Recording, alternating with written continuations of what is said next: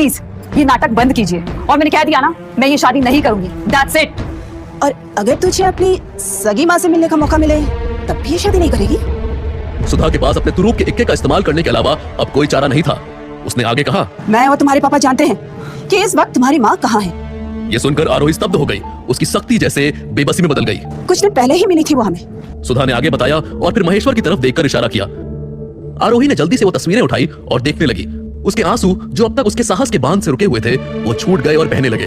उन तस्वीरों में वाकई में आरोही की सगी माँ ही थी जो किसी जगह पर बैठी हुई थी। सालों पहले अपनी सुध खोने के बाद आरोही की माँ एक पागल खाने में रहने लगी थी। आरोही उससे मिलने रोज जाया करती थी। ये एक तरीका था जिससे वो अपनी माँ के पास रह सकती थी।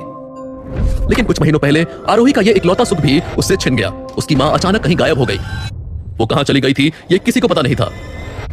आरोही उसे हर रोज ढूंढती थी पर निराशा ही हाथ लगती। देख आरोही, अगर तुझे अपनी माँ से मिलना है तो इस शादी के लिए हाँ करनी होगी, वरना जिंदगी भर अपनी माँ की शक्ल नहीं देख पाओगे तुम। ये सुनने के बाद आरोही के पास और कोई चारा नहीं बचा था। अपनी माँ के लिए वो कुछ भी करने को तैयार थी, इसलिए उसने रिश्ता मंजूर कर लिया। आरोही और विक्रम दोनों के परिवार को इस शादी की जल्दी थी, इसलिए अगले ही दिन आरोही की विक्रम से शादी रचाई गई। ये शादी रायजादा खानदान में रखी गई किसी भी शादी से बिल्कुल अलग थी। शादी में कुछ गिने चुने मेहमान ही शामिल थे। शादी के मंडप में जब आरोही बैठी थी तब विक्रम वहां व्हील चेयर पर आया था। आरोही ने विक्रम का चेहरा देखने की कोशिश की, लेकिन सेहरा पहना होने की वजह से वो विक्रम की शक्ल नहीं देख पाई।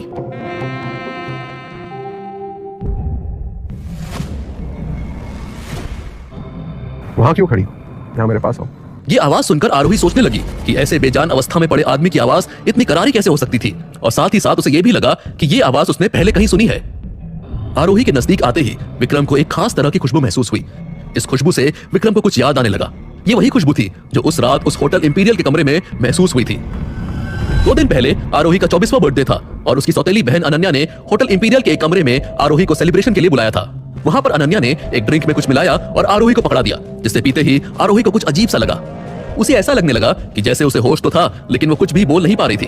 अनन्या ने शैतानी मुस्कुराहट के साथ कमरे की लाइट्स ऑफ की और आरोही को ऐसी हालत में अकेला छोड़कर चली गई। अब वहां पर पूरी तरह से अंधेरा छा गया था।